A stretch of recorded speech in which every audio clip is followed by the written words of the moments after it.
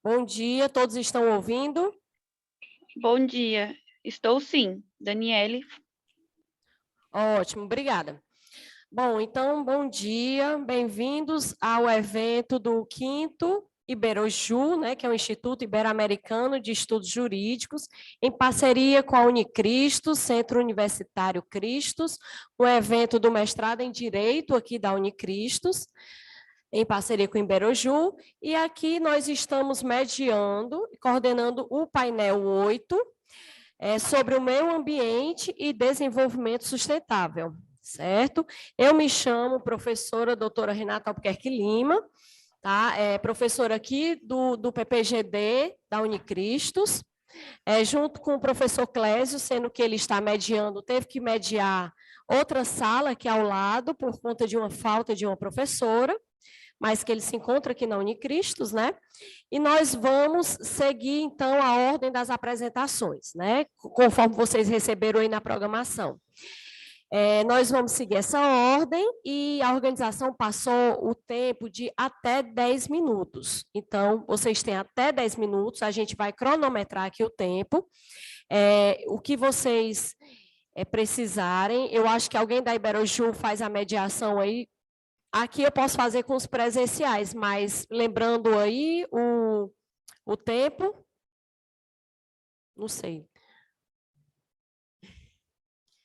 Aí, gente, aqui pela ordem, o primeiro trabalho é da Kênia Cristina Pontes Maia e Ana Carolina da Silva Alves. De preferência, a gente pede que apenas uma, né, faça a apresentação, e a outra, se quiser fazer apenas uma complementação, ok?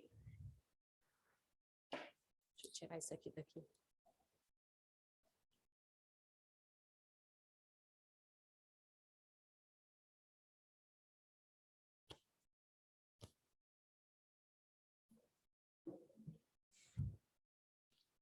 Tem. Vou aumentar aqui a tela de visualização.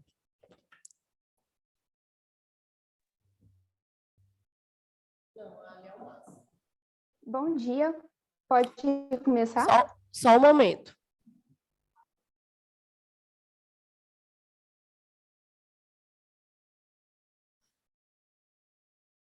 Ela é a Ana Carolina. Pronto, então vamos começar com o trabalho da Ana Carolina da Silva Alves e Kênia Cristina Pontes Maia, cujo tema é saneamento básico e o desenvolvimento tecnológico no município de Paraíba do Sul, Rio de Janeiro. Ana Caroline, começando agora, às 10h03, você tem até 10 minutinhos.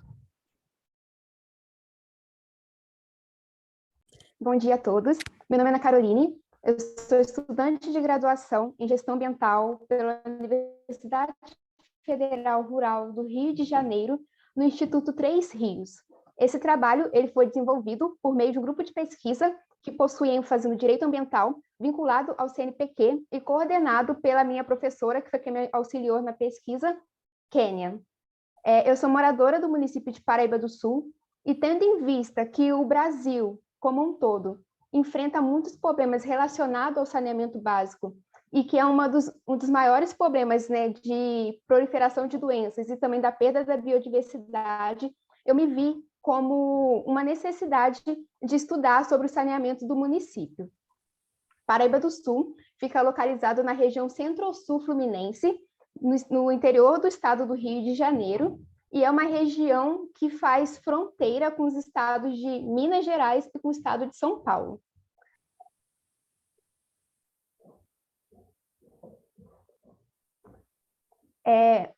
A cidade começou a ser desenvolvida no ano de 1715,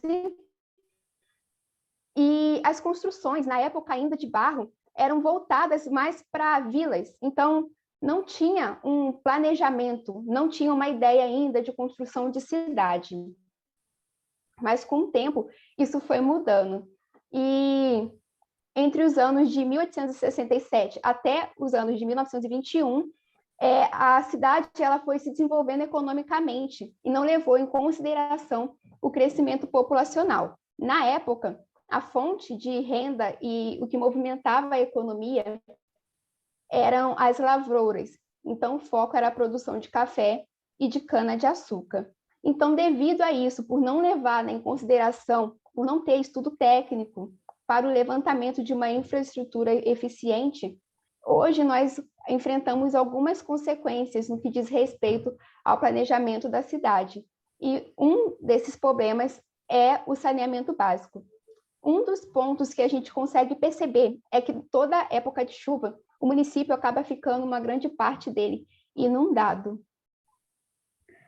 Segundo o Instituto Brasileiro de Geografia e Estatística, o IBGE, no censo do ano passado, 2021, eles tinham uma média de que Paraíba do Sul possuía 44 mil habitantes. Tem 33 bairros e é composto por 4 distritos, sendo que 2 desses distritos são urbanizados e 2 desses distritos são rurais.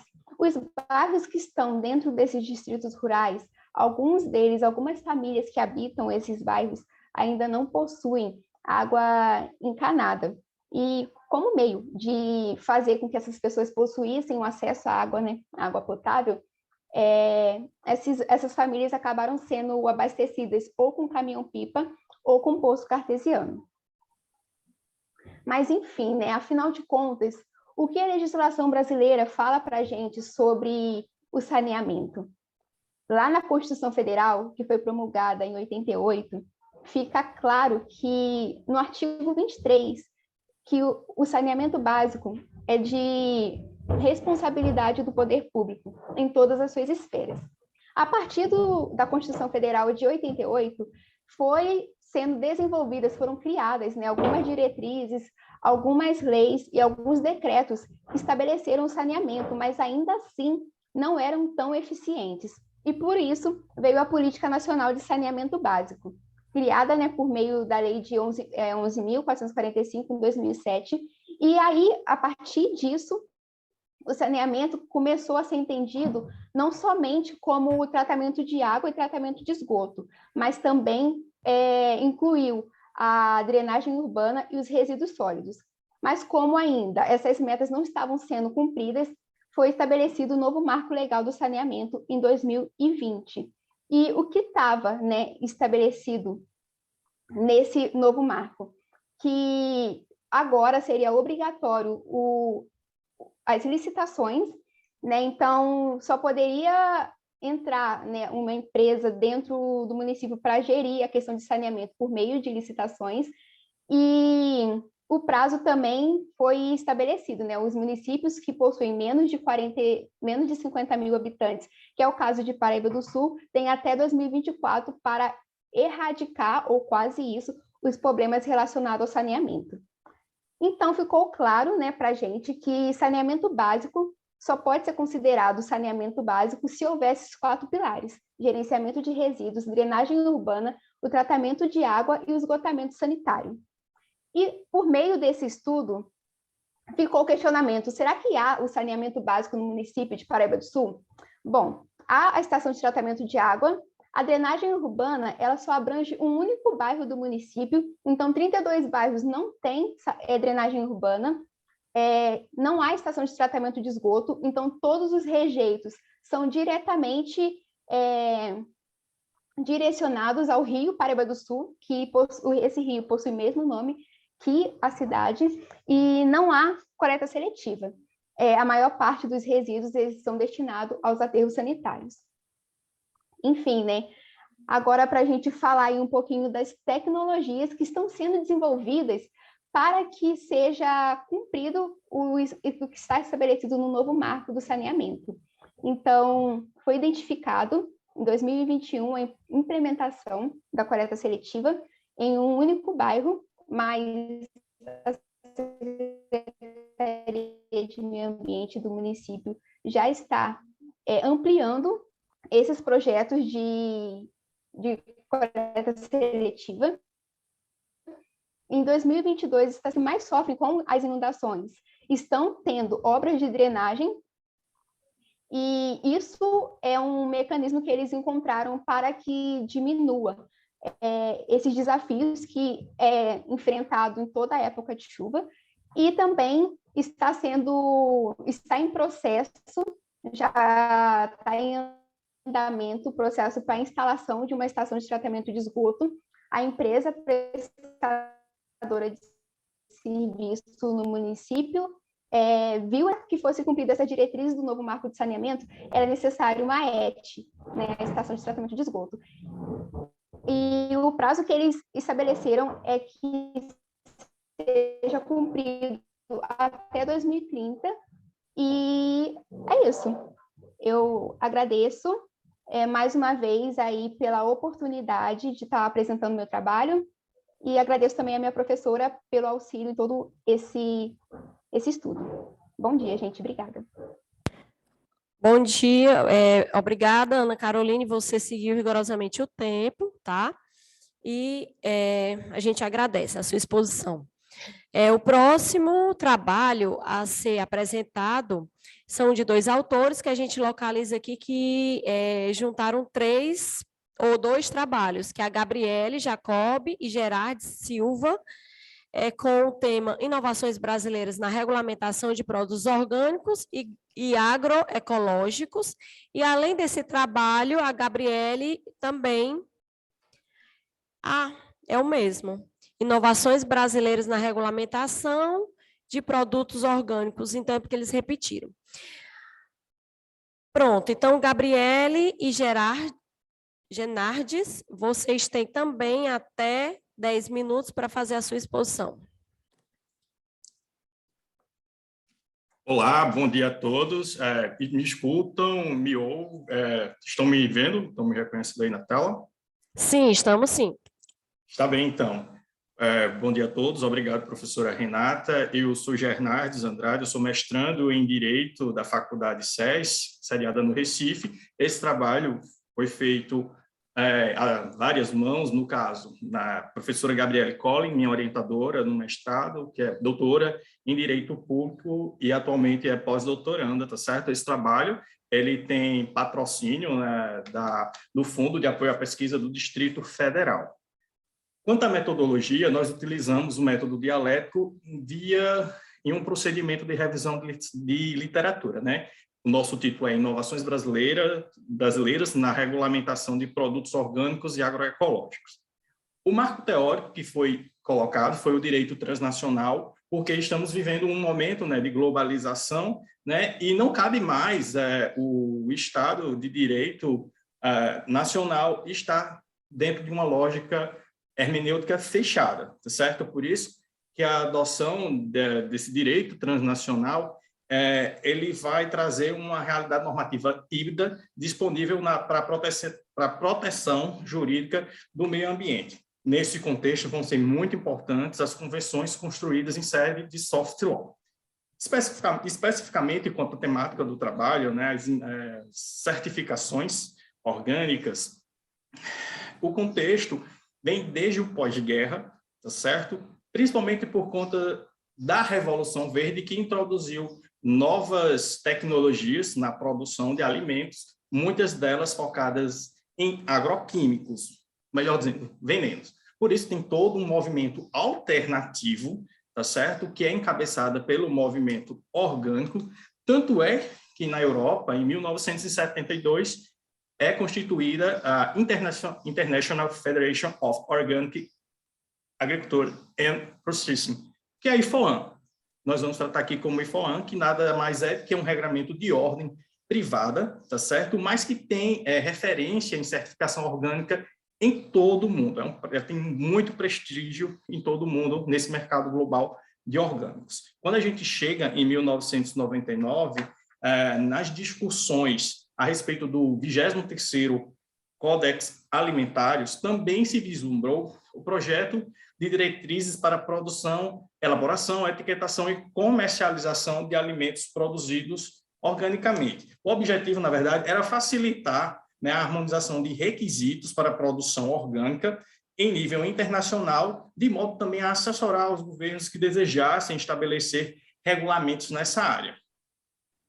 Continuando essa evolução histórica, já entre 2003 e 2008, há, sim, todo um debate que envolveu 3 instituições, no caso, a própria IFOAM, a FAO, que é a Organização das Nações Unidas para a Agricultura e Alimentação e o UNCTAD, né, que transformaram uma possibilidade tratada de International Task Force, ITF, que isso já era para trazer novas possibilidades de certificação, como é o caso dos sistemas participativos de garantia, que é uma alternativa muito interessante para os mercados locais, ou seja, e principalmente para o sul global.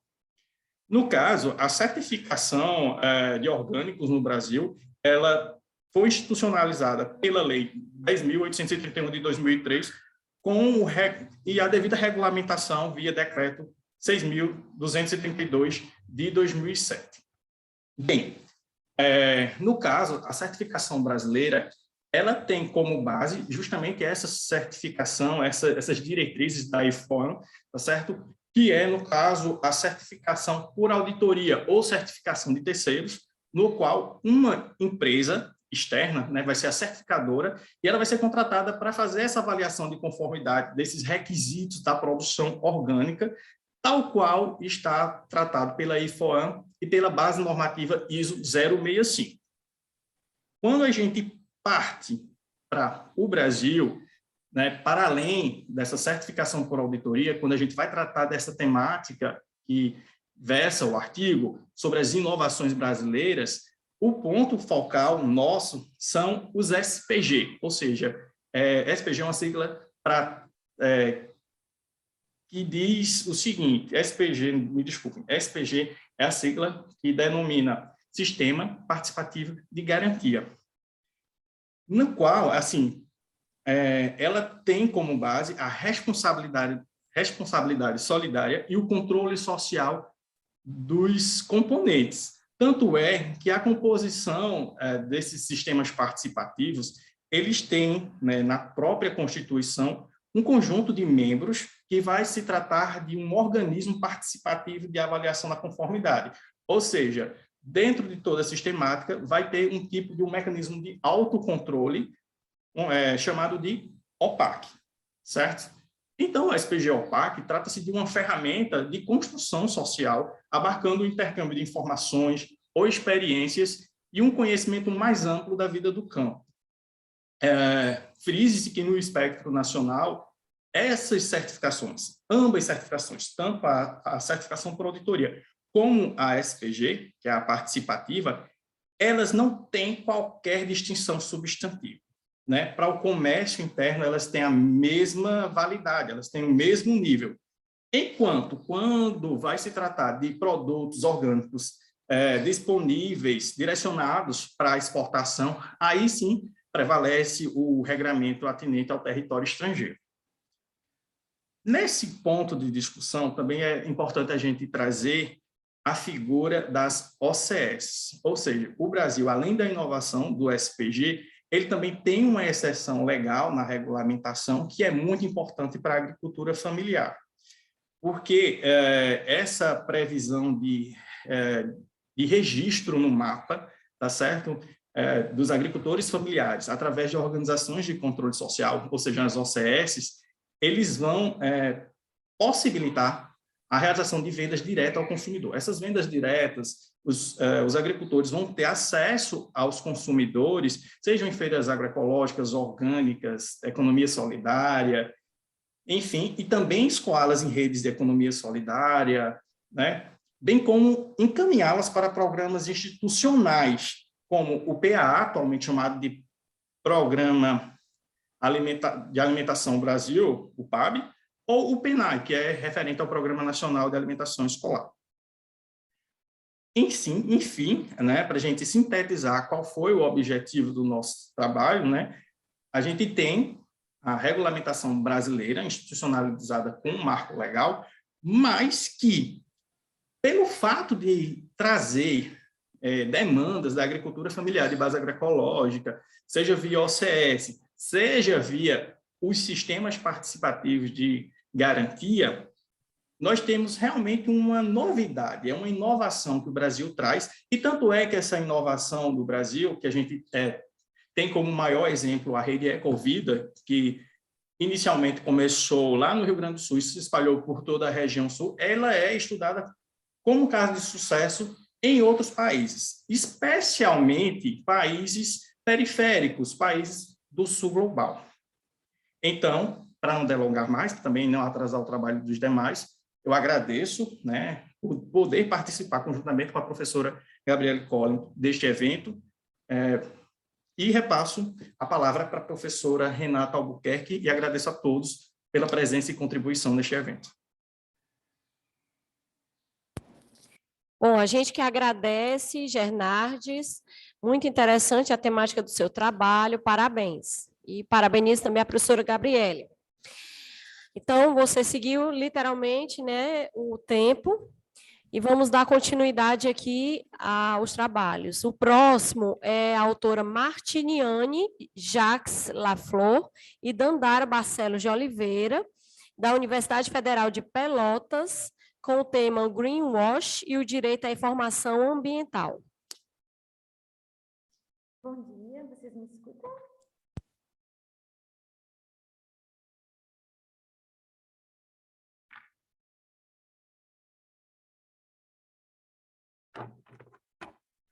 Bom dia, pessoal.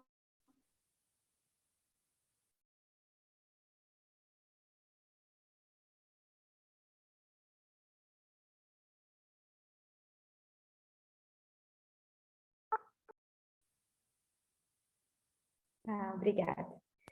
Pronto, agora a gente vê Dandara, né? Você que vai apresentar, não é isso? Sim. Pronto. Muito obrigada, bom dia a todos, um prazer estar aqui.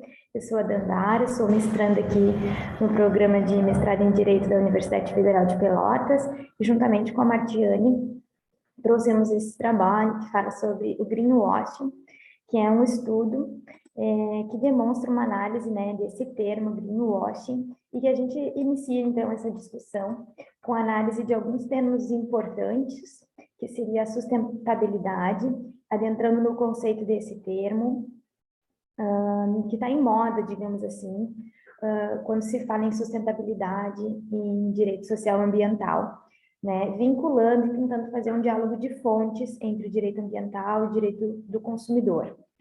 Nós sabemos que o direito à informação ambiental é um direito constitucional, um direito fundamental constitucionalmente assegurado, né, e é um requisito, né, para a constituição do nosso Estado socioambiental de direito.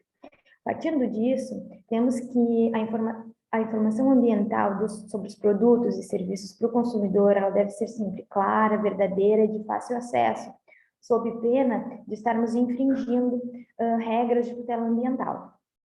Dessa forma, o marketing verde, que é o greenwashing, que também podemos chamar de maquiagem verde ou banho de tinta verde, induz o consumidor em erro sobre características de sustentabilidade e tutelado. Ele é tutelado apenas, pelo menos com este nome, apenas pelo direito do consumidor, né? Então, a norma ambiental que perfectibiliza o direito à informação ambiental para fins de estado socioambiental de direito não está sendo aplicada na figura de greenwashing, requerendo-se, então, um diálogo de fontes, direito consumidor, direito ambiental, para uma melhor e uma efetiva proteção jurídica.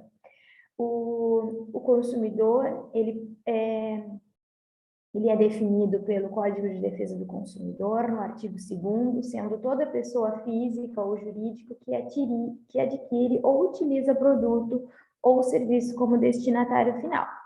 E a sustentabilidade, embora ela pertença ao ramo do direito ambiental, ela permeia todos os demais ramos, né, com destaque do direito do consumidor aqui no nosso trabalho, e ela deve ser desatrelada do desenvolvimento para uma melhor compreensão do tema.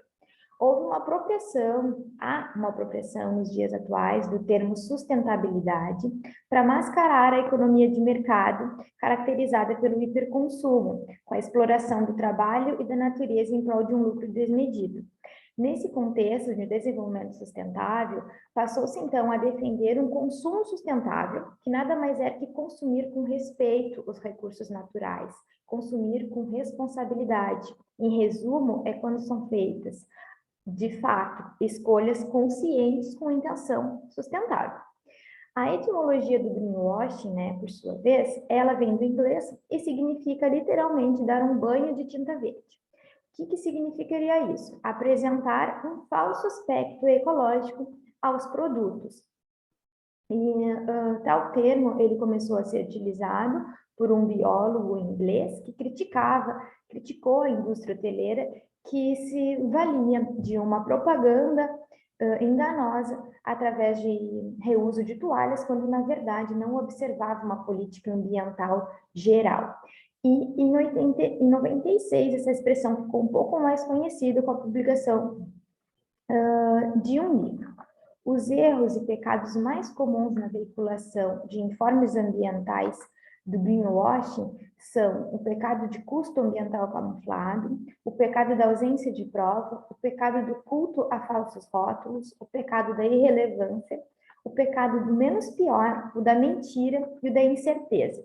Esses termos, né, são em 4 dimensões, que seriam rotulações de discurso, rotulações de estética de produtos, de ações e portfólio. São divulgações que as empresas e fornecedores usam, são seletivas para que o produto pareça sustentável. O nosso problema enfrentado é que muitos selos ou certificações não possuem controle, o que acaba dando pouca credibilidade na aquisição, induzindo o consumidor a erro. Aqui no Brasil, não temos a obrigatoriedade na rotulagem ambiental e ela pode ocorrer de maneira indireta, quando diz respeito à saúde dos consumidores, como, por exemplo, alimentos. A rotulagem ambiental ela é voluntária e ela tem por intuito aqui no Brasil captar mais clientes, que são os consumidores abertos à sustentabilidade. Mas o que a gente enfatiza aqui é a necessidade dessa informação correta, que é um direito fundamental e que decorre dos microsistemas do direito do consumidor e do direito ambiental. A rotulagem que cumpre os princípios de transparência e de veracidade gera credibilidade no mercado e beneficia, com certeza, o consumidor. Mas a gente frisa que somente tem liberdade quando se tem essa informação correta. Dessa forma, negar ao consumidor uma informação correta e clara lhe tolher a liberdade de escolhas de produtos com menores impactos socioambientais em defesa da verdadeira sustentabilidade. O poder de consumo está nas mãos do consumidor, que é quem detém a atitude de consumir. Logo, ao lhe dar uma impressão e uma informação falsa, lhe induz erroneamente ao consumo. E o consumo sustentável coloca em voga o interesse comum, o bem de uma comunidade. E, dessa forma, esse tipo de postura dos fornecedores é uma propaganda enganosa, que é algo vedado pelo ordenamento jurídico pátrio. Nós vivemos hoje numa sociedade de hiperconsumo, marcada pelo infinito desejo de consumir, e que incentiva, então, o marketing a se apropriar dessas emoções que levam inúmeros consumidores a erro e a um prejuízo cada vez maior. Alguns consumidores, o consumo em si se justifica sob o pretexto de serem realizados com materiais reciclados, economia de consumo de energia, de água, enfim, e muitas vezes essas ações de marketing são verdadeiramente falsas e abusivas. E a informação, além de direito do consumidor, é um direito fundamental e vincula o direito ambiental e o direito do consumidor de forma bastante clara. A decisão de informar, então, é algo que deve ser tutelado cada vez melhor pelo direito ambiental e pelo direito de consumidor. A informação ambiental promove uma consciência ambiental, né, uma socialização desse manejo adequado de recursos, e se entende que para recuperar nossa plena humanidade, temos de recuperar a nossa experiência de conexão com toda a nossa teia de vida. E isso somente é possível com as informações claras e realmente verdadeiras. A informação, por outro lado, ambiental, é um pressuposto do nosso estado socioambiental de direito. E as consequências da crise ambiental hoje são sentidas a nível global, atingindo o planeta como um todo, e por isso a gente precisa dessa conexão e diálogo de fontes para verdadeira e melhor e efetiva tutela. Nós conseguimos concluir, então, que a informação real e fidedigna de fácil acesso, ela é uma condição para essa tutela do consumidor e do meio ambiente. O diálogo entre normas necessário e exposto aqui é apenas um meio de promover a sustentabilidade e requer, antes e acima de tudo, uma consciência ambiental, uma racionalidade ambiental. A gente verifica aqui, então, que não há no Brasil um regramento sobre rotulagem ambiental, não há um regramento específico, mas através do método desse diálogo de fontes, a gente consegue impor aos fornecedores essa obrigação. Reconhecemos também que o direito à informação é um direito básico do consumidor e, como direito fundamental socioambiental, é um requisito de sustentabilidade. Nesse cenário, a gente verifica a crescente onda do marketing verde, ou greenwashing, com grandes denúncias no CONAR, conforme pesquisa no ano de 2021, e que deve ser banida pelo ordenamento jurídico brasileiro. As políticas públicas de controle são extremamente necessárias para que a gente tenha a veracidade e a eficácia dessas publicidades das empresas. E, portanto, esse diálogo das normas da Constituição, do Código de Defesa do Consumidor, Código Civil e Meio Ambiente, necessitam esse diálogo para uma tutela completa do meio ambiente para fins de Estado socioambiental de direito. O nosso trabalho era sobre isso, são muitos conceitos, mas a ideia era essa, trazer esses termos novos e importantes e essa análise e pensamento crítico sobre o consumo e a sustentabilidade. Obrigada. Ok, Dandara, um tema super atual, importante, o greenwash, né? E você expôs de uma forma bem clara o trabalho. Então, nós vamos passar aqui a palavra a Camila Cândida Silva de Pontes. Ela está aqui no presencial e ela tem 2 trabalhos aqui que vocês podem ver. Na programação, primeiro, a temática é breve estudo comparado dos mecanismos financeiros usados em caso de desastre natural ou de risco iminente no litoral do Brasil e da França. Exemplos da FUNCAP, certo? Brasil e Fond Barnier, França. E o outro trabalho é a adaptação das cidades costeiras brasileiras face aos riscos de desastres causados pela erosão e submersão marinha à luz das normas e textos internacionais. A Camila vai fazer a exposição do primeiro trabalho e logo depois ela continua com o segundo, tá? A gente vai colocar aqui o PowerPoint para vocês possam acompanhar aí.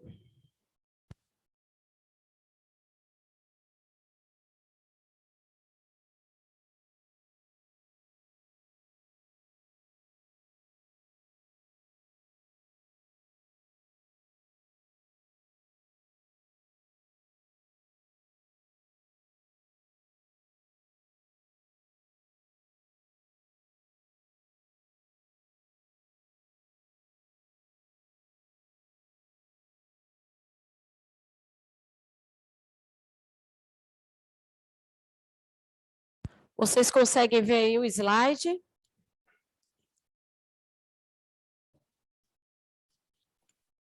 Sim. Ótimo. Então, vamos começar aqui a exposição da Camila.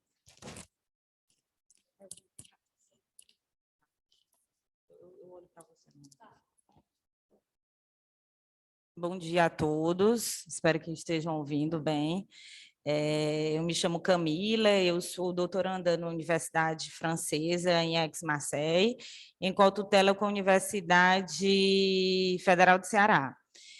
Devido ao tempo que a gente tem, que é limitado, eu vou fazer um compilado dos 2 artigos, mas seguindo a ordem, esse artigo primeiro, que eu acho que não era bem na ordem que estava, porque o segundo artigo é mais ou menos a continuação, né? Então, os artigos que eu enviei, eles fazem parte de uma pesquisa sobre a adaptação do litoral as mudanças climáticas, né, e as consequências disso, como os desastres naturais. E essa pesquisa é realizada na França, porque o litoral francês, tanto no continente europeu, né, como fora dele, nos territórios franceses, são bem expostos aos riscos litorais e que vem sendo agravado pelas mudanças climáticas, né, principalmente nas zonas mais vulneráveis, como o litoral, né. No Brasil, grande parte da população vive em municípios litorâneos, né? E essa vasta faixa litorânea, que é fortemente ocupada, é sujeita a muitos problemas em relação à degradação ambiental, né? Então, com o aquecimento global, já vários estudos indicam que o aquecimento global traz esse problema do aumento do nível do mar, né? O que vem significativamente acontecendo nos sistemas costeiros, né? Que sofrem esses impactos de inundações e erosão costeira. E as projeções futuras não são favoráveis, né? Elas indicam que cada vez mais as infraestruturas serão expostas a esses riscos. Então, nesse sentido, Então, nesse sentido, a gente vê o quê? Que tem que adaptar as políticas públicas a essas mudanças, né? Que são, digamos assim, já estudadas, já discutidas há muito tempo, mas são bem atuais, né? No Brasil, a gente tem algumas políticas, Política Nacional de Mudança Climática, o Plano de Gerenciamento Costeiro, tem também o projeto Orla, mas ainda existe muita lacuna e incerteza sobre esse tema de adaptação do litoral às mudanças climáticas, né?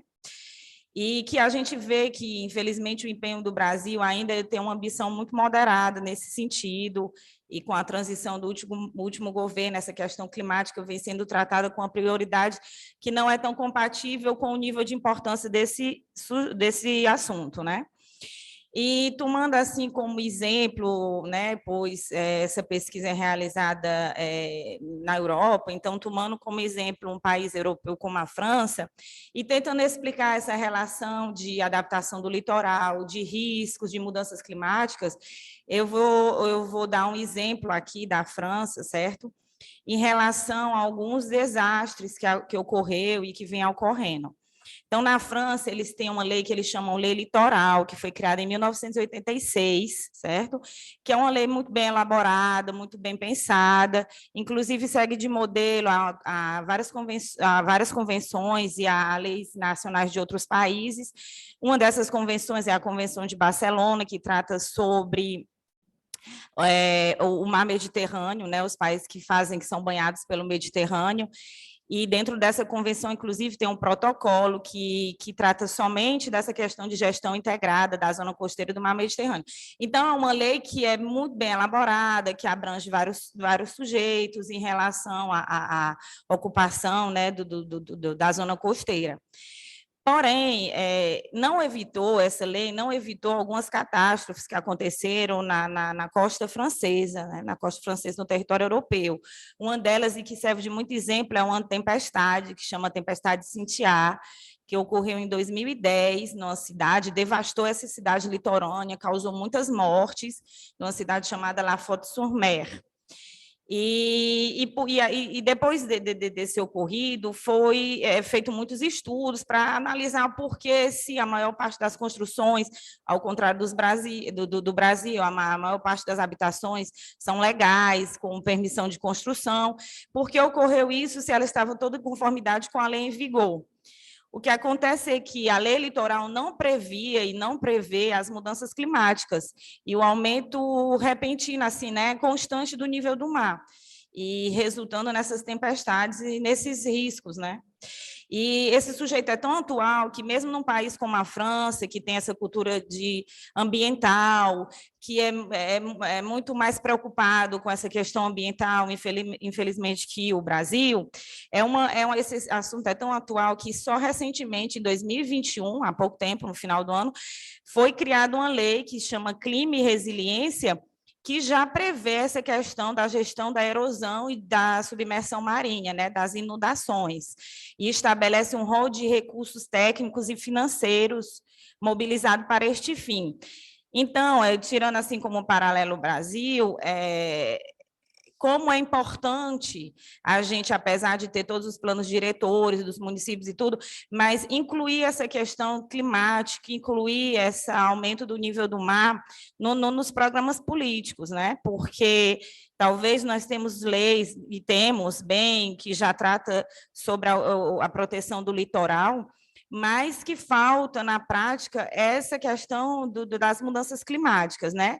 E os problemas que ocasionam, como principalmente sujeito do meu trabalho, o tema do meu trabalho, erosão e submersão marinha, né? Então, essa questão da submersão marinha, acho que eu estou no 3, slide 3, de submersão marinha, ela é uma influência humana, né, no caso, que transformou o fenômeno natural nesse problema social, né, que a gente tem aqui na costa. Eu estou aqui no estado do Ceará, e é um problema que, nota assim, visível, que a gente tem aqui quase em todas as praias do litoral. É ocasionado por essa influência, essa ocupação desordenada do litoral, né? Instalações de estruturas rígidas ou flexíveis, tanto pela própria população, o que eu chamo de construção selvagem, né? Que não são objetos de estudos para definir sua eficácia, ou muito menos para estabelecer o grau de periculosidade, né? Mas não só a população, não só é a população que faz, né, essas construções, essas obras, mas o Estado também é um dos grandes responsáveis quando ele instala equipamentos ou infraestruturas, como os portos, complexos industriais e estradas, né, tudo nessa faixa litorânea. Deixa eu passar. Então, só para, assim, eu não vou tratar especificamente de cada mecanismo internacional, de cada instrumento internacional, mas eu dei um exemplo de alguns que ou eles são diretamente ligados a essa questão dos riscos de catástrofes naturais, ou eles são ligados à adaptação das cidades, às construções das cidades, o que indiretamente, né, ajuda nesse sentido de evitar, de prevenir essas catástrofes nas zonas mais vulneráveis, né? Aí nós temos os Objetivos de Desenvolvimento Sustentável. Eu destaquei 2 objetivos que estão diretamente ligados às cidades. Então, esses objetivos eles servem para avaliar os riscos de desastres e a incentivar a adoção de políticas relativas aos deslocamentos das populações que estão presentes nessas áreas de riscos, né? Outros mecanismos internacionais, e aí já diretamente ligado aos riscos de catástrofes naturais, é a Conferência de Ogô, que tinha objetivo até 2015, dando continuidade a essa conferência, a Declaração de Sendai. São realmente instrumentos muito importantes que servem para guiar os países em como prevenir, como estabelecer uma cultura de prevenção, né? Ao contrário do que se vê no Brasil, onde as decisões são tomadas muito após os desastres, né? Esses instrumentos internacionais, eles oferecem uma alternativa muito mais econômica, né, do que depender somente de ações após as catástrofes, né? Então, ele estabelece essa cultura de prevenção e também uma avaliação, um sistema de avaliação de risco precoce, né? Alerta precoce, mostrando que esses instrumentos de alerta, eles trazem ganhos aos cofres públicos, porque, segundo esses estudos, documentos internacionais, é muito mais barato para o Estado manter esse sistema de prevenção, muito mais econômico, né? Aí, outro mecanismo também que trata sobre essa questão de desenvolvimento sustentável das cidades é a Agenda Urbana das Nações Unidas. E, assim, eu destaco, ela traz uma importância de cooperação internacional, e não é à toa que esse trabalho está sendo realizado na França, porque não podemos esquecer que a Guiana Francesa ela faz fronteira com o Brasil, né, no Atlântico, né, na costa atlântica.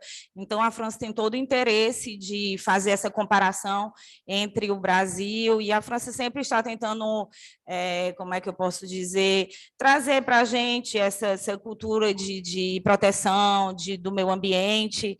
Então, é um trabalho bastante interessante para eles também. Acho que é o último.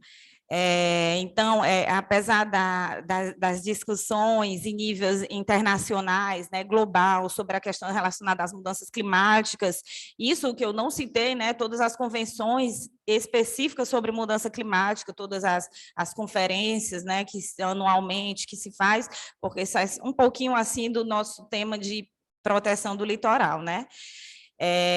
Então, apesar desses apelos internacionais para a adaptação dos territórios, principalmente os mais vulneráveis, ainda, não é, no Brasil, ainda a gente, e no Brasil a gente viu que na França também, né? Então, quer dizer, no mundo ainda tem um grande caminho a percorrer, né, para aprimorar as políticas de elaboração e planejamento nesse sentido.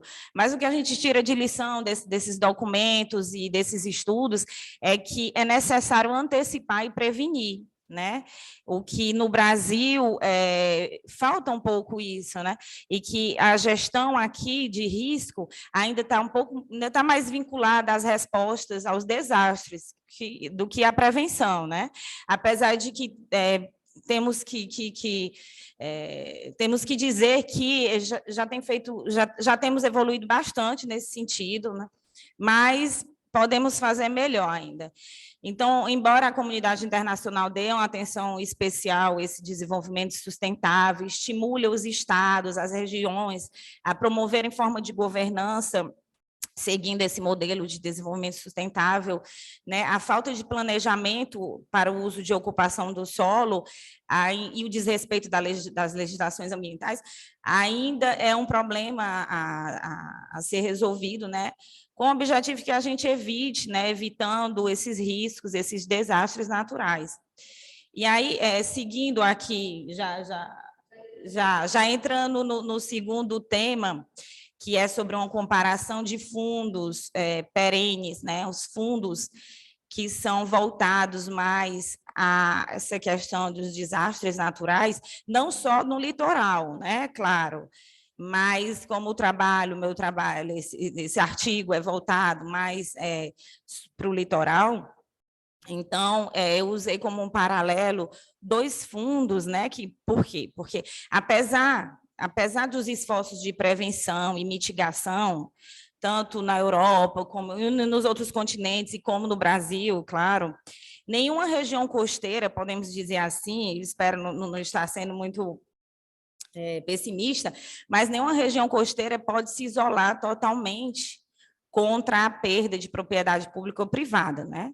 Através desses processos de erosão, por exemplo, e submersão marinha, e particularmente agravado pelas mudanças climáticas. Então, essa é uma questão que, independente dos esforços dos países, é um risco, né? Um risco. As habitações litorâneas estão expostas aos riscos de desastres naturais. Então, o que é que acontece? Quais são os mecanismos financeiros? É o que trata esse segundo tema, né?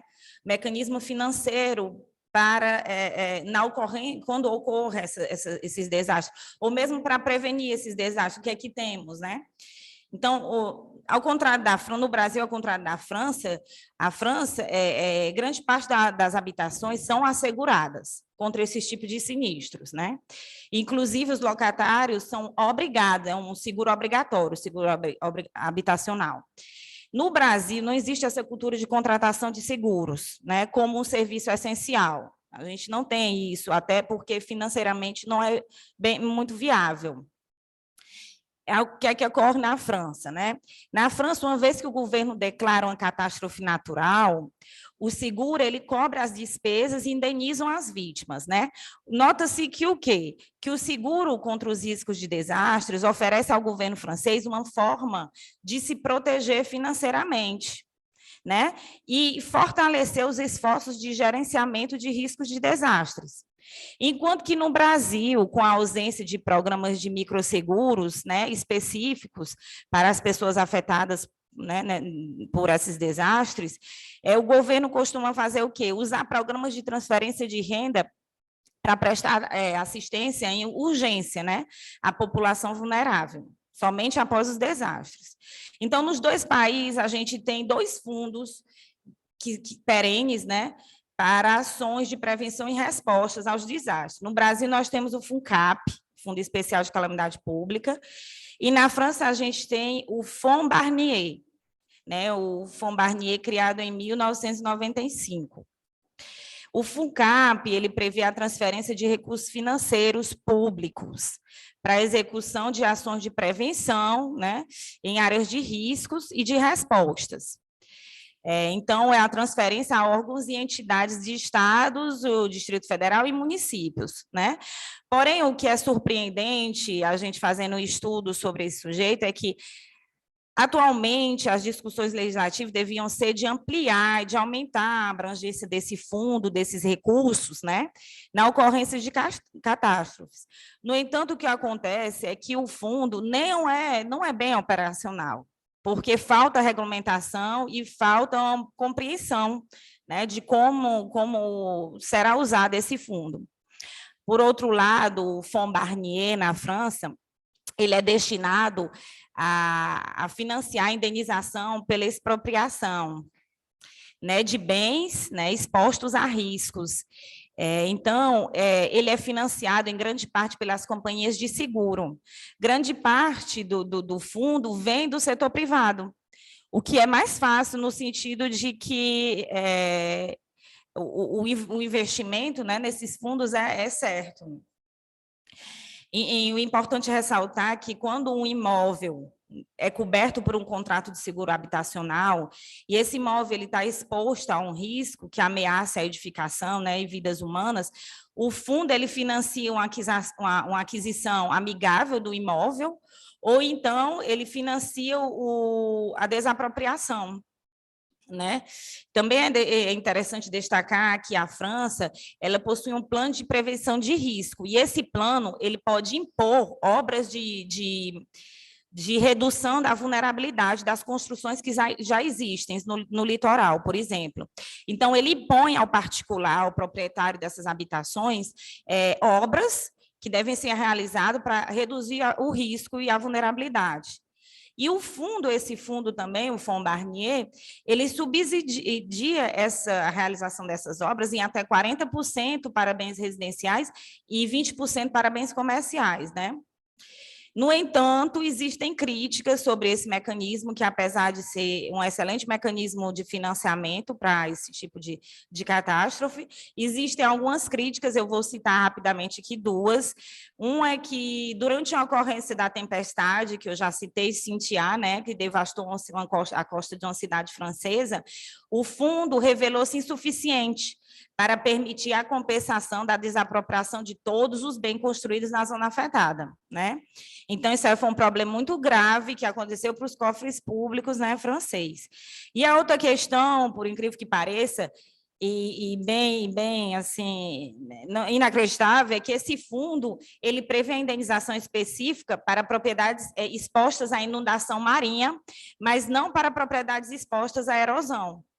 Então, isso aí já foi discutido no Conselho Constitucional francês, mas ainda não incluir a erosão costeira. Então, isso aí é um problema, porque as pessoas já estão pedindo indenização para mudar a habitação para outras regiões, mas porque a erosão costeira, né, tem na costa francesa, tem, como no Brasil, é bem avançada, mas esse fundo não prevê essa indenização específica nesse sentido, né?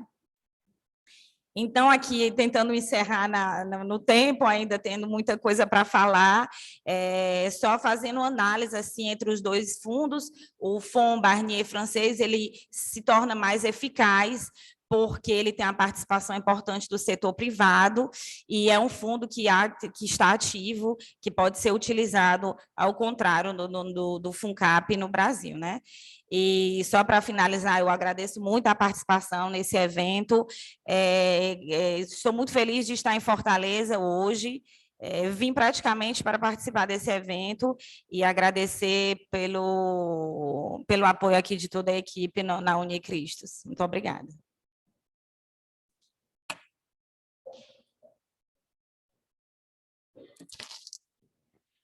Muito bem, Camila. A Camila apresentou os 2 trabalhos, né?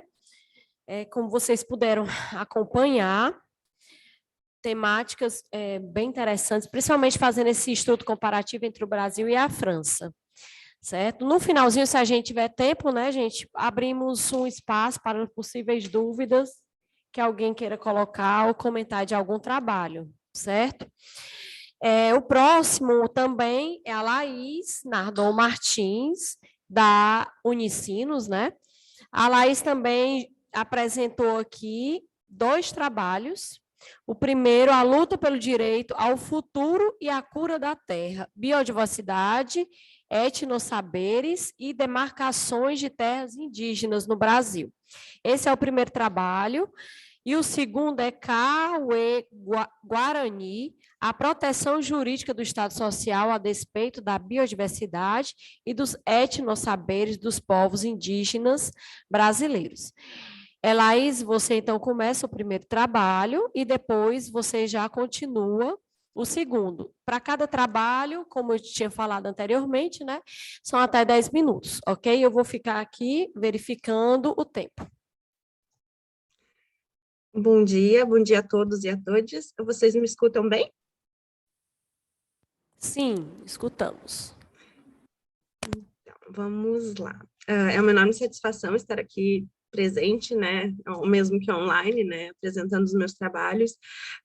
Eu sou mestranda em Direito Público pela Unicinos e graduanda em Antropologia pela Universidade Federal de Pelotas também. Né? Então, meu primeiro trabalho que eu vou estar apresentando aqui, como a professora bem apresentou, é a luta pelo direito ao futuro e a cura da terra, biodiversidade, etnossaberes e demarcações de terras indígenas no Brasil. Né? Primeiro, eu gostaria de estar informando, né, que tanto este trabalho que eu estou apresentando, quanto o outro, eles receberam suporte financeiro do PROEX, né, que é vinculado à CAPES, né, então já fica aqui o meu agradecimento, né, ao PPGD da Unicinos, ao qual sou vinculada no mestrado, né, por esse apoio, né, na continuidade das pesquisas, principalmente envolvendo, né, a defesa dos direitos dos povos indígenas brasileiros. Pois bem, né, nós temos que na Constituição Federal, né, no caput do artigo 231, são reconhecidos aos povos indígenas o direito às suas terras tradicionalmente ocupadas, né, que seria competência, então, da União demarcar, proteger e fazer respeitar todos os seus bens. Entretanto, um dos entraves para a demarcação das terras indígenas no Brasil é a tese do marco temporal, representando uma ameaça ao acesso à terra e aos territórios tradicionalmente ocupados pelos povos originários.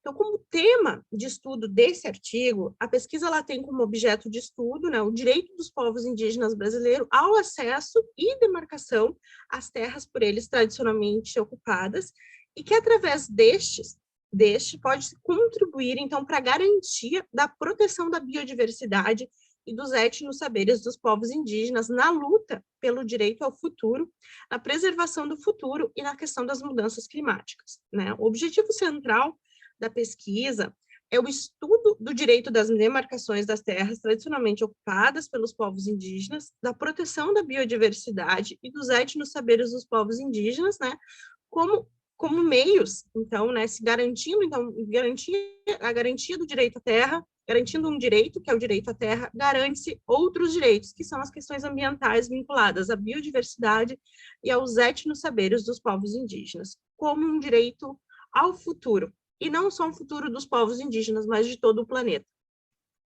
Os objetivos específicos da pesquisa, primeiro, então, é apresentar o marco teórico, né, o marco jurídico internacional, e brasileiro do direito à terra e aos territórios tradicionalmente ocupados pelos povos originários, bem como o marco jurídico internacional e nacional da proteção da biodiversidade dos etnossaberes nas terras indígenas, além das suas definições e relevâncias socioambientais, porque veja-se aqui, etnossaberes, né, normalmente a legislação, ela vai trazer o termo conhecimento tradicional, só que a pesquisa ela pretende ir além, porque etnossaber seria o conhecimento tradicional aplicado às práticas milenares e ancestrais dos povos indígenas, do fazer saber do conhecimento tradicional.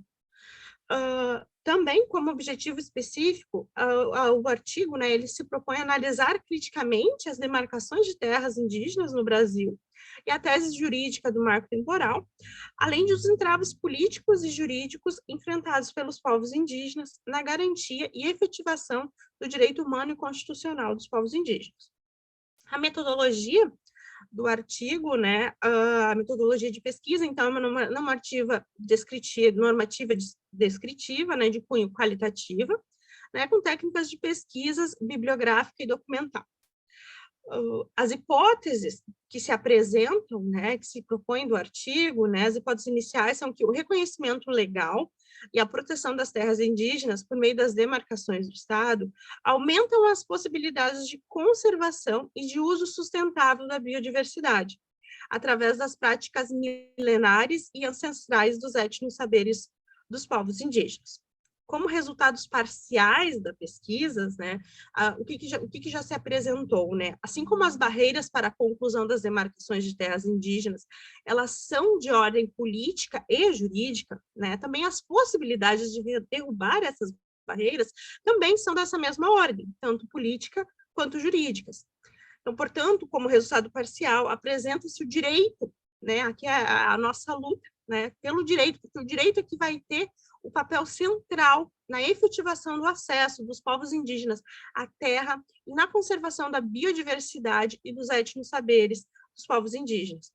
Sendo que, ao assegurar o primeiro, ao assegurar o direito à terra e ao território tradicionalmente ocupado pelos povos indígenas, se contribui para a efetivação do segundo, que são as questões ambientais, a biodiversidade, os etnossaberes, na luta pelo direito ao futuro, das futuras gerações e do planeta, como a cura da terra, pois os povos indígenas são a cura da terra.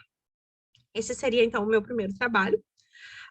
Eu passo a apresentação agora do segundo, né, que o segundo trabalho, ele diz respeito, o título dele, né, como a professora bem apresentou, é Carrenhê Guarani, a proteção jurídica do Estado Social a despeito da biodiversidade dos etnossaberes dos povos indígenas brasileiros. Assim como o outro, né, como eu havia salientado, né, o trabalho também, ele possui o suporte financeiro do PROEX, vinculado à CAPES, né, com total apoio da Unicinos nas pesquisas de desenvolvimento da defesa dos direitos dos povos indígenas brasileiros. Né. O tema desse artigo, o que seria carrenhê? Carrenhê é a estévia, né, a adoçante estévia, né, popularmente conhecido por todos nós, mas que na língua guarani ele se chama carrenhê. Então, o tema de estudo do artigo, né, o presente estudo, ele visa averiguar a regulamentação jurídica ambiental dentro do Estado Social brasileiro, a despeito da biodiversidade encontrada nas terras indígenas no Brasil, e esse acesso aos etnossaberes, né, como antes eu apresentei, o etnossaberes é o saber fazer do conhecimento tradicional dos povos indígenas, né, e aqui daí nós vamos ter um estudo de caso, que é o caso da carrenhê, da estévia, dos Guarani e o caso da Coca-Cola. Os objetivos desse estudo, né, primeiro, considerando uma matriz histórica pautada nas chagas da colonialidade que se reverberam até os dias atuais, em que pese o colonialismo já tenha terminado, as chagas da colonialidade ainda reverberam até os dias atuais sobre os povos indígenas, em determinadas gamas de assuntos, para além dos seus etnossaberes, como eu mostrei anteriormente, a questão da demarcação de terras, né, que refuga, então, os povos indígenas à margem social e ao acesso aos seus direitos, sempre numa situação de exclusão, de marginalização. Então, o estudo ele busca trazer o aparato geral e histórico, né, contextual dos povos indígenas, o delineado do Estado Social Democrático de Direito brasileiro, e o arcabouço jurídico que protege a biodiversidade e os etnossaberes dos povos indígenas. E, por fim, adentrar, então, no estudo de caso da Carrenhê, dos Guarani e da Coca-Cola. E o que seria esse caso da Carrenhê, dos Guarani e da Coca-Cola? Esse caso é que, não sei se vocês se lembram, mas há um tempo atrás, no Brasil, era vendido a Coca-Cola de estévia. Só que o povo Guarani Kaiowá, do Mato Grosso do Sul, e também os Guarani do Paraguai, estavam alegando que não houve, como se fosse uma situação de biopirataria, né? Tanto que esse produto no Brasil, ele não está mais no mercado. Em alguns lugares do mundo, esse produto ainda é comercializado, no Brasil ele não é mais comercializado, mas uma situação de apropriação da estévia, e aqui não somente pela Coca-Cola, tá? Existem outras situações, porque a estévia ela foi levada na década de 70,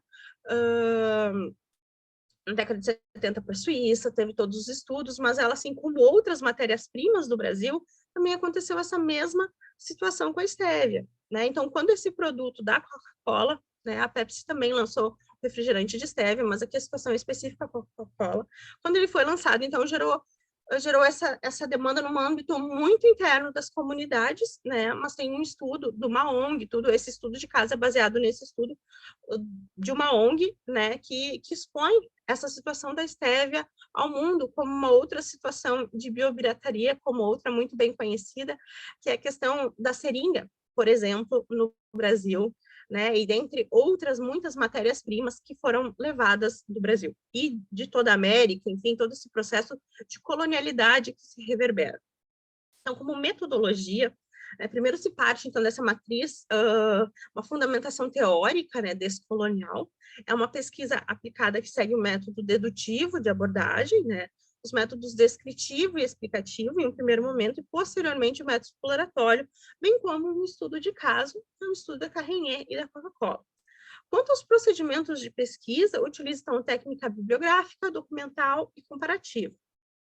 Como resultados parciais dessa pesquisa, né, entende-se que, enquanto não houver justiça social ambiental no Brasil, através da verdadeira efetivação de todas as balizas, diretrizes e garantias dos direitos presentes na Constituição Federal e de toda a gama de direitos dos tratados internacionais que o Brasil faz parte, a sobrevivência dos povos indígenas se encontrará ameaçada, podendo também reverberar em outro genocídio histórico, né, que sempre reverbera esse genocídio histórico, essa colonialidade que é enfrentada pelos povos originários desde quando esse território se tornou América.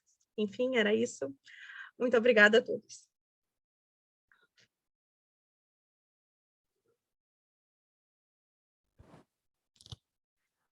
Ok, Laís, muito bem, muito didática a sua exposição, né, sobre os dois trabalhos, e bem específicos e atuais, né, falando sobre a luta pela acessibilidade e biodiversidade. Então, vamos continuar com a apresentação agora do Fabrício Souto Maffini. Eu não tinha visto o Fabrício aí no hall de presentes, mas eu vou chamar aqui. O trabalho dele tem o tema O Processo Estrutural e a Efetivação dos Direitos Ecológicos. O Fabrício é da Universidade Federal de Pelotas. Fabrício, você se encontra aí? Deixa eu ver se está aqui na listagem.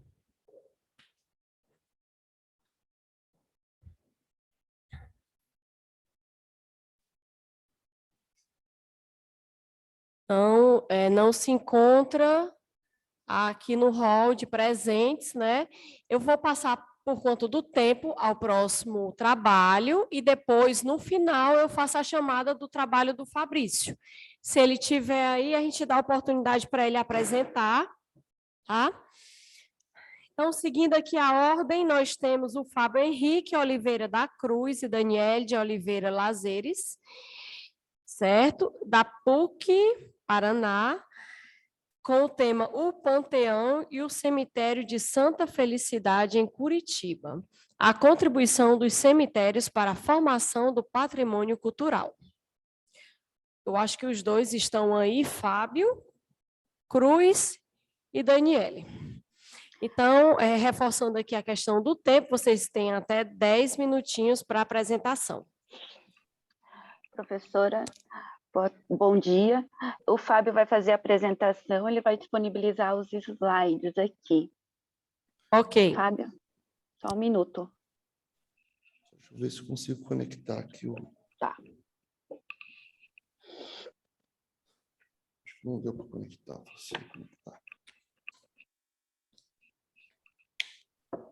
Vocês estão conseguindo me escutar? Sim, Fábio. Ah, então beleza. Deixa eu só, por exemplo, colocar o slide aqui para apresentação.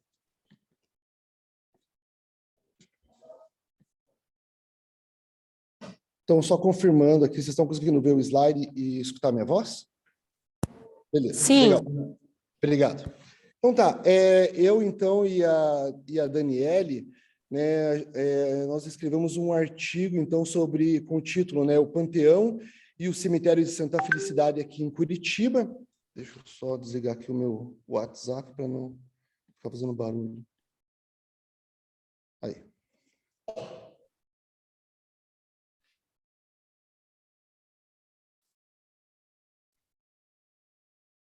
Acho que eu caí aqui. Enfim. Então, nós fizemos uma pesquisa então, com o título Panteão e Cemitério de Santa Felicidade em Curitiba, a contribuição dos cemitérios para a formação do patrimônio cultural. Então, o problema, então, era saber em que medida que esses cemitérios contribuem para a formação do patrimônio cultural, tá? E os objetivos eram 4. Primeiro, analisar a importância dos cemitérios para a constituição do patrimônio histórico, artístico e cultural. Segundo, cotejar aí os reflexos da imigração italiana em Curitiba, responsável, né, pelo bairro de Santa Felicidade e, consequentemente, pelo cemitério de Santa Felicidade. Perquirir aí a relevância do cemitério de Santa Felicidade e seu panteão como patrimônio cultural. Examinar as implicações do tombamento, da lei de tombamentos específicas aí para cemitérios. Então, qual que é a importância dos cemitérios para a constituição desse patrimônio cultural? Tá? Então, a formação, né, do patrimônio histórico, artístico, cultural, ele vem de conjuntos de bens móveis ou imóveis existentes num determinado local. Então, pode ser, por exemplo, uma dança, que é um bem imóvel, ele pode ser considerado um patrimônio cultural, um prato típico, específico de uma região, pode ser um patrimônio histórico imóvel, assim também como bens móveis, uma casa, né, uma rua, um prédio, até mesmo um cemitério, né? Ou até uma parte específica desse cemitério. E o cemitério ele acaba sendo um lugar extremamente importante, onde se revelam diversas tradições, valores, religiões.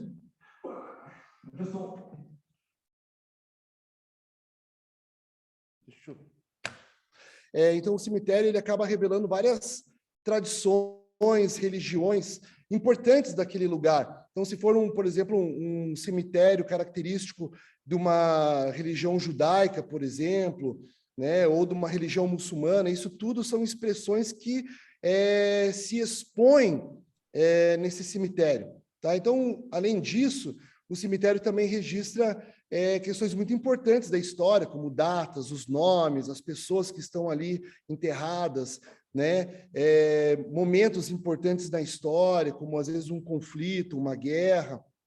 Conservam valores artísticos também, de uma arquitetura tumular, do material utilizado, da pedra utilizada, às vezes do mobiliário, da arte, às vezes até artistas podem fazer algumas artes em alguns cemitérios que fica registrado aquilo ali como um bem cultural extremamente importante.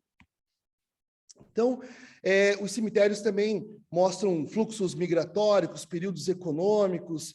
Então, por essas e outras, os cemitérios se mostram um rico patrimônio histórico, artístico, cultural, representado pelo conjunto aí arquitetônico, de culturas, religiões, políticas, períodos históricos. Então, é de extrema relevância a pesquisa em cemitérios para a sociedade. E o tombamento acaba ajudando a proteção desse patrimônio. Tá? Aqui, no caso, aqui em Curitiba, onde eu e a Daniele estamos, existe um bairro de colonização italiana, né, como foi muito relevante, né, a imigração italiana no Brasil, principalmente no final do Segundo Império e início, né, do período republicano, e esses imigrantes construíram, então, esse cemitério em Santa Felicidade, aqui em Curitiba. O cemitério foi construído em 1897, bem no início ali do período republicano, e essa colônia, depois de construir esse cemitério, construiu um panteão, um portão na frente desse cemitério para deixar esse cemitério mais nobre, mais honroso. Tá? E a construção foi no molde clássico, tem todo um estilo característico do século XIX, que foi expressado nesse portão, nesse panteão de entrada do cemitério. E esse panteão foi tombado, tá? No dia 20 de junho de 1977, preservando assim, né, as suas características e tal desse período da colonização italiana. O tombamento aqui no Brasil, ele tem todo um arcabouço jurídico, uma normativa jurídica que né, orienta essa questão do tombamento, né? Então, a gente tem 2 artigos importantes aí na Constituição Federal de 88 que mostram esse instituto do tombamento. Então, por exemplo, o artigo 216 da Constituição, que fala assim: constitui patrimônio cultural brasileiro os bens de natureza material e imaterial tomados individualmente ou em conjunto portadores de referência à identidade, à ação, à memória dos diferentes grupos formadores da sociedade brasileira. O artigo 225, também da Constituição, fala que todos também têm um direito do meio ambiente ecologicamente equilibrado e tal. Então, a questão do tombamento está relacionada com esses 2 artigos. O tombamento é mais específico, né, no Decreto-Lei 25 de 1937, né, do governo do Getúlio Vargas, e coloca toda a regulamentação ali mais específica da lei de tombamento no Brasil. Também existe um tombamento global, que, por exemplo, a Unesco, né, das Nações Unidas, também pode declarar, né, um bem material ou imaterial como patrimônio da humanidade, então, a nível global. Implicações aí do tombamento de cemitérios, né? Nós pesquisamos aqui como que foi o tombamento, algumas peculiaridades que são descritas mais profundamente no nosso artigo, que não dá tempo de a gente falar todos os pormenores, mas existem pontos positivos e até pontos negativos ali do tombamento de cemitérios. Então, consequentemente, né, o cemitério é utilizado por pessoas e tal, existe uma modernização de algumas áreas mais antigas do cemitério que acabam tendo um impacto negativo na arte tumular. Então, às vezes, foi feita com um estilo do século XIX e agora se destrói aquele túmulo e se constrói um novo com uma arte típica contemporânea, né? Então, isso é um impacto negativo para uma preservação histórica da arte, né? Diante do valor histórico desses locais aí, da memória e da cultura brasileira, então,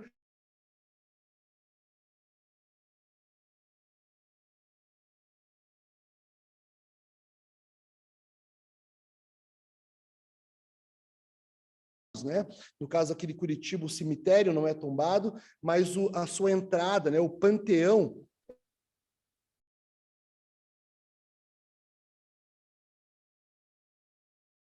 para cuidar, para preservar do patrimônio, por razão aí de estabelecer o seu cuidado e diversas normas para os seus reparos, para a sua manutenção e por aí vai. Considerações finais, então. A formação do patrimônio histórico, artístico e cultural brasileiro foi fortemente influenciada por diversas comunidades, inclusive por imigrações europeias aí que o Brasil teve bastante. O cemitério aqui de Santa Felicidade, né, tem questões históricas extremamente relevantes para se conhecer não só a história da cidade de Curitiba, mas a história do bairro de Santa Felicidade, a história da imigração italiana no Brasil. Então, demonstra assim, algo muito relevante para a preservação histórica, né? Foi feito esse panteão com diversas características específicas desse período e da cultura italiana, e a existência e a boa conservação desse cemitério e do seu panteão mostram-se relevantes. Mas a gente pôde constatar que em alguns pontos do cemitério existem aí um mau cuidado, uma má manutenção, ou às vezes até áreas que são vandalizadas e tal, que acaba mostrando também um descaso do poder público na manutenção desses locais. Então, existe aí como pertinente a conscientização da sociedade para entender mais sobre o Instituto do Tombamento, esse instrumento jurídico do tombamento, para manter a conservação desses lugares e até fazer pressão ao Estado, né, para que possa designar verbas específicas para manter, né, o cuidado com esses locais. Então, a questão da conscientização do que é o tombamento e da cultura, do patrimônio histórico, é extremamente relevante para que a lei de tombamento possa ser aplicada de maneira, né, correta, exata e da sua melhor maneira. E concluímos, assim, a nossa apresentação. Agradeço a todos aí que puderam escutar e estamos abertos para perguntas e dúvidas.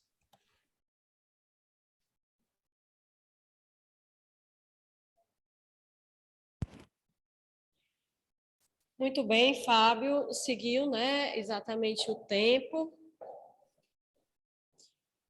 cronometrado aqui da tua exposição. Parabéns pela temática. E vamos continuar com as apresentações. No próximo trabalho, nós temos Leonardo Kaufmann e Luiz Carlos Xavier da Silva, do Complexo de Ensino Renato Saraiva, com o critério de ESG, a sua importância nas decisões das empresas e do mercado financeiro. Leonardo se encontra e também o Luiz Carlos, não é isso? Isso. Bom dia a todos. Estão conseguindo me ouvir? Estamos sim. Bom, então, inicialmente aí agradecer a oportunidade, professora Renata, representando aí os organizadores do evento.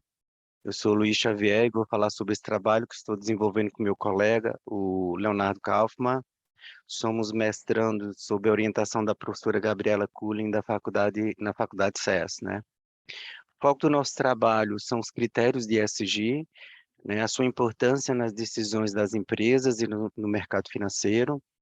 E, inicialmente, é muito importante conceituar o que é ESG, né, para ter um correto entendimento, né?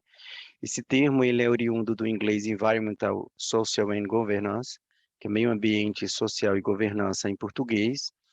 Teve origem em meados de 2004, né, dentro de uma organização ligada à ONU, com o objetivo de inserir exatamente no mercado financeiro o ideal do investimento ético e sustentável. Então, essa é uma frase-chave, né? O investimento ético e sustentável, demonstrando que, a longo prazo, o lucro das empresas e das instituições correlatas não deve ser o único indicador a ser considerado para o direcionamento do investimento, sendo relevante a observância de fatores ambientais, sociais e de governança, pilares esses fundamentais, né?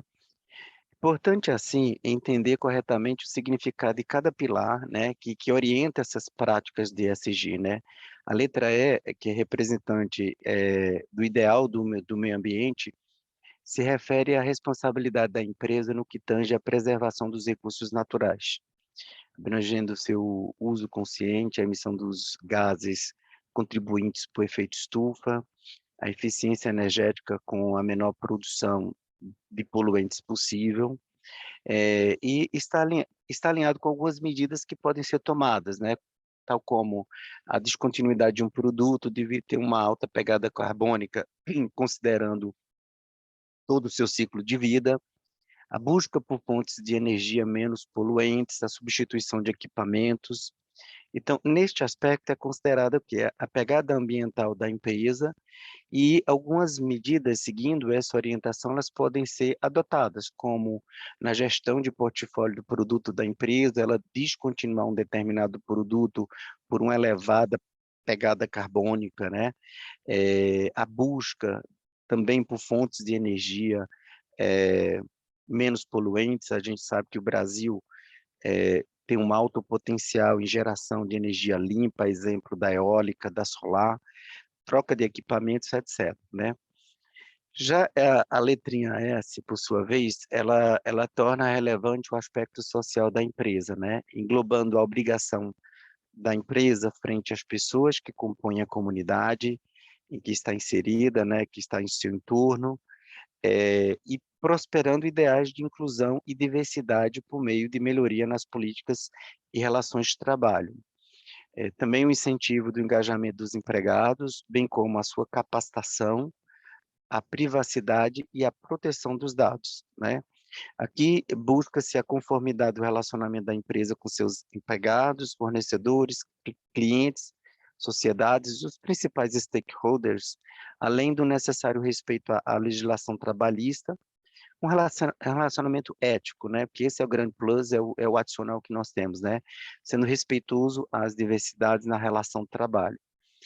E, por fim, o G, ele evidencia a governança, né? Governança que deve estar presente nas organizações, denotando a ética que deve reger sua conduta interna, seja por meio de mecanismo de transparência, tornando mais confiáveis ou pela composição adequada e diversificada, muito importante isso, da alta administração e conselhos, além da existência de comitês de auditoria e fiscal bem estruturados. Por fim, quanto à governança, é preciso que estejam presentes políticas de gestão e de anticorrupção, códigos de conduta, código de ética, canal denúncia acessível, não é somente ter o canal, mas garantir que, de fato, ele seja fácil e que tenha um respeito por todo o processo de avaliação e outros recursos intrínsecos a toda gestão de compliance.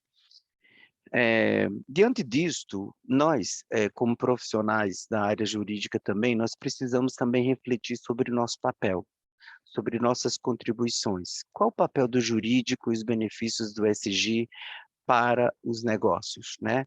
Assim como as políticas de compliance, ela exige a participação da coletividade em ambientes corporativos, né? Não é algo específico de uma área, mas sim de todos, o mesmo podemos afirmar em relação à implementação de práticas de ESG. Esse é um trabalho de responsabilidade de todos os setores da empresa e que vem sendo liderado muitas vezes por departamentos jurídicos, uma vez que também estão diretamente relacionados com os âmbitos de atuação do direito.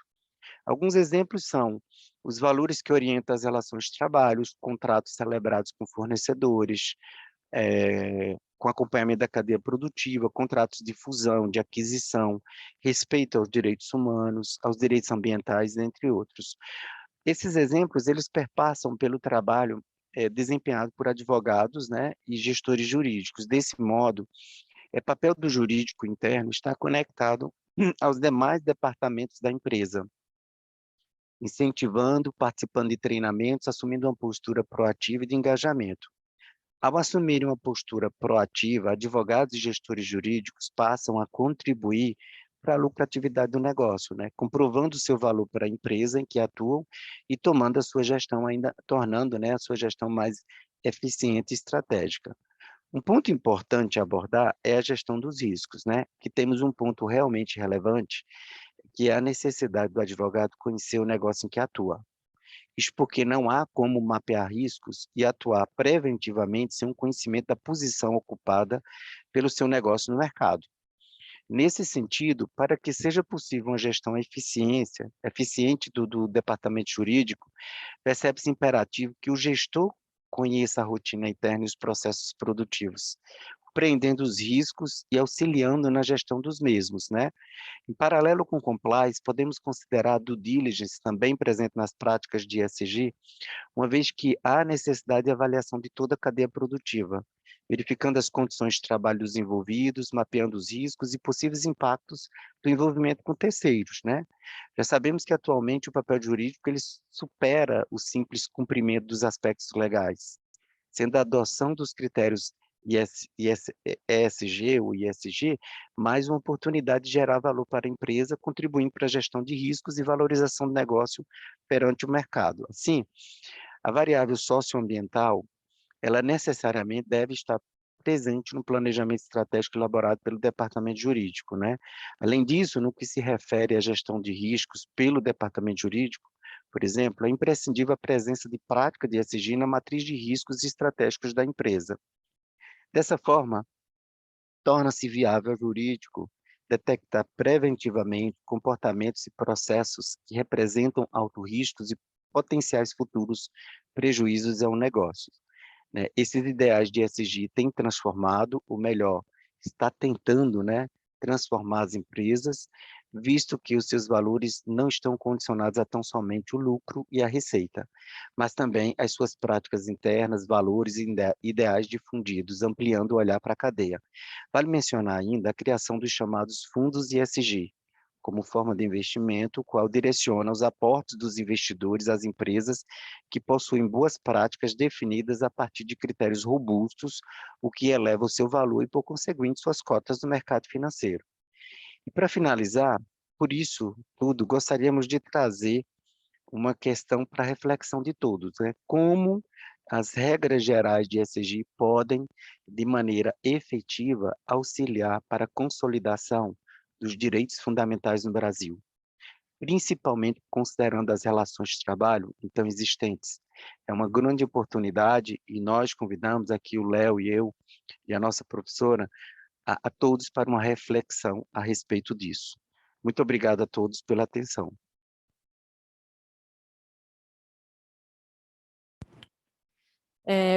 Muito obrigada, Luiz Carlos. Essa sua temática é muito interessante, principalmente aliando a questão do direito empresarial, né, ao meio ambiente da empresa, a preocupação da empresa, né, com a sustentabilidade. Essa temática eu estudo com os meus alunos na disciplina Fomento, Regulação e Fomento Empresarial, certo? Onde nós verificamos e estudamos a teoria do triple bottom line, de um autor, John Elgington, né, que ele trata muito bem isso, que a empresa ela tem que se preocupar com esses três pilares, né?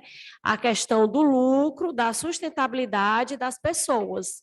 Não só pensar na questão do lucro, essa visão do supercapitalismo passou, né? Não tem como permanecer essa visão de só a busca incessante pelo lucro, mas principalmente a empresa ela tem que se preocupar com as pessoas, investindo no seu pessoal, tendo práticas de responsabilidade social e também, principalmente, com o meio ambiente e sustentabilidade, né?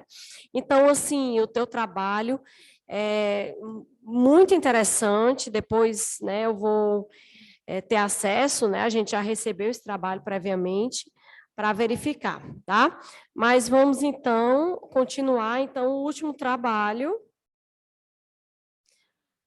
que é da Ranívia Maria Albuquerque Araújo, comigo, Renata Albuquerque Lima. A Ranívia é mestranda aqui do Centro Universitário Cristos, e o tema dela, que ela vai desenvolver aqui, é energia solar, fotovoltaica como fonte de sustentabilidade e os impactos da Lei 14.300 de 2022. Então, a Ranívia vai falar sobre essa nova fonte de sustentabilidade, que é a energia solar, e esses impactos que a lei, agora de 2022, quer dizer, trouxe aí para o direito ambiental, certo? A gente vai disponibilizar aqui o slide para vocês, só um minuto.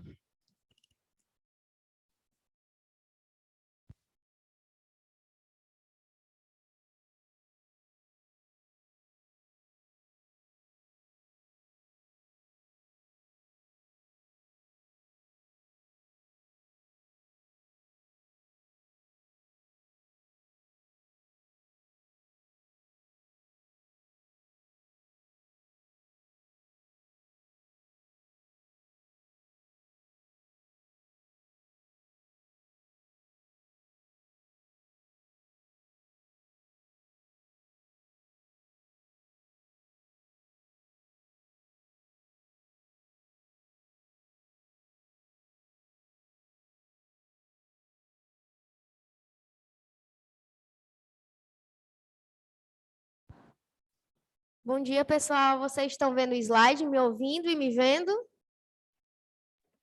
Estamos.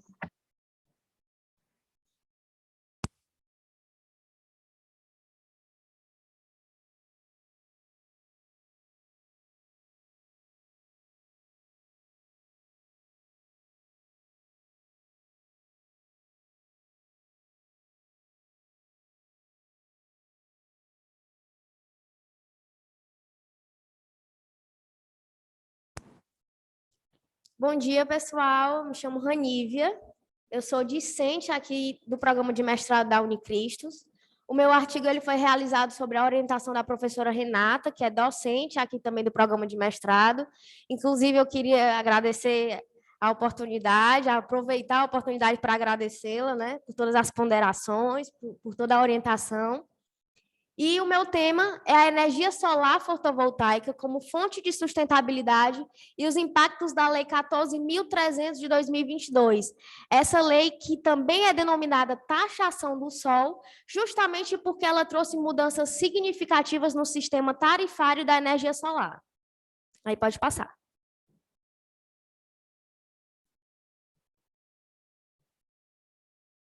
A problemática é justamente o contrassenso entre o dever estatal em garantir a sustentabilidade, em trazer esse desenvolvimento sustentável, e a taxação do sol, que trouxe essas mudanças nesse sistema tarifário que, de certo modo, desmotivaram as pessoas a adquirirem a energia solar, que é considerada atualmente uma das principais fontes de energia sustentável que nós temos. E a hipótese levantada é que a Lei 14.300 de 2022, ela retrocede o desenvolvimento sustentável justamente por essa desmotivação. E os objetivos é apresentar que os recursos naturais, eles são finitos, eles são esgotáveis, mas na medida em que eles são finitos e esgotáveis, eles são necessários para a sobrevivência humana. E é por isso que o desenvolvimento sustentável é tão importante. E a energia solar, ela vem como uma alternativa para garantir essa sustentabilidade, justamente por ela vir de fontes naturais, renováveis e de recursos naturais que são inesgotáveis. Então, ela é uma fonte de energia extremamente limpa, advinda de recursos inesgotáveis. Pode passar. Então, logo após a introdução, logo no primeiro capítulo, eu abordo a energia sustentável. Eu trago o conceito de sustentabilidade, trago ali o sopesamento, né, a necessidade de sopesar as necessidades sociais, as necessidades econômicas, mas também as necessidades ambientais, as necessidades ecológicas. É necessário ter esse equilíbrio para que sejam supridas as necessidades advinda dos recursos naturais, tanto das gerações presentes quanto das gerações futuras, e também trago que a sustentabilidade é esse dever estatal, tanto previsto na Lei 12.187, como na Política Nacional do Meio Ambiente, como também, por exemplo, no artigo 225 da Constituição Federal, que diz que os cidadãos eles têm o direito fundamental de ter um ambiente equilibrado, um ambiente sustentável. E é por isso que tecnologias foram desenvolvidas vindo às energias sustentáveis, justamente em prol de trazer, de desenvolver essa questão da sustentabilidade. Aí nós temos as energias eólicas, a hidroelétrica, a energia solar, mas por mais que a energia hidroelétrica ela seja a mais aplicada atualmente e a energia eólica, ambas sejam consideradas sustentáveis, ainda assim elas desenvolvem grandes impactos ambientais, começando logo na sua construção, que é necessário uma grande devastação ambiental, um desgaste de fauna e de flora. Então, logo no segundo capítulo, eu trago a energia sustentável como essa fonte de sustentabilidade, justamente por ela não desenvolver tantos impactos ambientais. Ela advém de recursos naturais inesgotáveis, até onde nós sabemos, o sol, os raios solares, eles são inesgotáveis, ou seja, é muito difícil ter escassez de sol, em comparação à água, em comparação aos ventos. A energia solar ela não emite gases poluentes. O clima brasileiro é extremamente propício, principalmente aqui nas áreas do Nordeste, onde o sol é escaldante, e vai auxiliar na economia porque novas empresas vão sendo construídas, novos trabalhos vão ser ofertados. Então, através da energia solar, nós podemos ver que os 3 pilares da sustentabilidade estão sendo abordados: as necessidades econômicas, as necessidades sociais e também as necessidades ambientais. E aqui eu trouxe um gráfico para mostrar como é instalada a energia solar. Eu vou poupar a explicação desse gráfico por conta do tempo, mas, basicamente, a energia solar ela precisa de muitos equipamentos.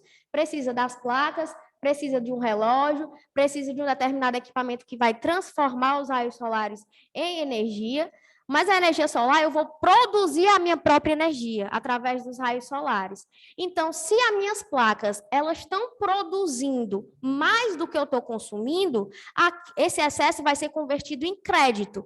Então, por mais que de início, por conta de todos esses equipamentos, por conta da mão de obra, seja extremamente caro adquirir a energia solar, a longo prazo, por conta desse acúmulo de crédito, eu vou ter uma energia limpa, sustentável, extremamente rentável e lucrativa. Pode passar. E aí, no terceiro capítulo, eu vou trazer a Lei 14.300 de 2022, que ela trouxe, né, esses impactos justamente por conta da sua alteração, onde, a partir de 7 de janeiro de 2023, os projetos apresentados para aquisição da energia solar não vão ter mais a compensação total entre a energia gerada e consumida. A compensação vai ser parcial. Como é essa compensação? As placas que eu coloquei, elas produziram R$200 de energia e eu consumi apenas 100. Eu vou ter os 100 de lucro. Nessa compensação, aí seria do projeto em que está vigente hoje. Mas, a partir dessa lei, não vai ter mais essa compensação total, vai ser uma compensação parcial, porque o fio B passou a ser remunerado, onde vai ter a aplicação de 28% da energia injetada. Ou seja, eu não tenho mais 100% da compensação, porque, além da compensação total do que eu produzi, eu vou ter que ter o pagamento dos 28%, que é referente ao fio B. E também vai ter a aplicação do custo de disponibilidade, que significa um valor mínimo pago mensalmente. Então, se o valor que eu estabeleci pagar referente a 100 kWh, como por exemplo, digamos que ele equivale a R$300. Se eu estabeleci que é aquele mínimo, por mais que eu consuma 100, eu vou pagar os 300 da mesma forma, porque é esse o valor mínimo que foi estabelecido. Aí já pode passar para a conclusão. Ou seja, como conclusão, nós sabemos que os consumidores, eles são norteados pela questão do lucro, né? Então, projetos, propagandas que inicialmente exigem um determinado valor muito alto, eles costumam não ser atrativos. Então, o que torna a energia solar atrativa é justamente o lucro a longo prazo. A liberdade de utilizar a energia e também ter essa rentabilidade a longo prazo. Sendo que com essa alteração, com essa questão da compensação parcial, a energia solar ela se torna menos atrativa, justamente porque vai prolongar a quantidade de anos para eu ter essa quantidade de lucro ao ponto de suprimir o valor inicial que eu paguei, que já é alto. Então, a nossa hipótese ela foi confirmada, justamente porque a Lei 14.300 de 2022, ela traz essa desmotivação da energia solar, que é considerada atualmente a principal fonte de energia sustentável que nós temos, por ela ser essa energia limpa, advinda de recursos inesgotáveis. E é isso, muito obrigada.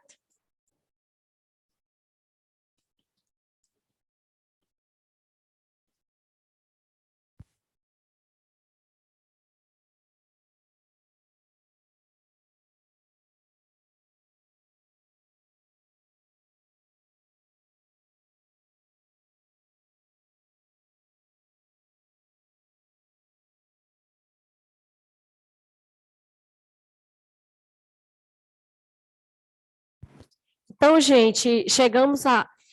deixa eu voltar aqui. Teve um trabalho para fazer a última chamada, né, que é do Fabrício Souto Maffini, o processo estrutural e a efetivação dos direitos ecológicos. O Fabrício não se encontra, não é isso? Então, foi o único trabalho aqui... Renata, Oi. desculpa de interromper a senhora. Só uma dúvida, a Gabriele Jacob Collin e o Gernard Silva Andrades, eles apresentaram ou só faltou mesmo o Fabrício Souto Mafini? Foi isso, só o Fabrício. Aí eu estou Só o- fazendo a última chamada aqui para saber se ele está aí, né? Antes da gente finalizar, mas só o Fabrício não apresentou do nosso GT. Todos os outros artigos foram apresentados. Tá bom, obrigada e desculpa incomodar. Pronto, então, já que o Fabrício não apresentou, a gente abre aqui se existe alguma possível dúvida, algum questionamento que algum autor queira fazer, algum trabalho que possivelmente tenha se interessado, queira perguntar. Coloco aqui à disposição de vocês. Alguém quer perguntar alguma coisa, algum trabalho que você tenha interesse?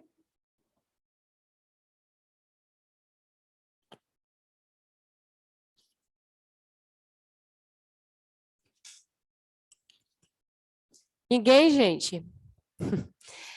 Então, já que não houve nenhum questionamento a ser feito, né, eu venho parabenizar todos os autores pelas temáticas escolhidas, cada uma melhor do que a outra, super atuais, né, nessa área de meio ambiente e sustentabilidade, certo? E dizer que foi um prazer muito grande estar aqui coordenando esse GT. Posteriormente, vocês irão receber as declarações de apresentação dos artigos, tá? Como autores, e depois também o Iberoju vai publicar os trabalhos, né? Todos eles que foram apresentados, possivelmente no final do ano ou então no início de 2023. Mas isso tudo vai ser informado a vocês, né, por e-mail. Mas fica aí para qualquer dúvida, depois vocês entrarem em contato com o Iberoju, tá certo? Então, seria isso. O pessoal aí do Iberoju tem algum aviso?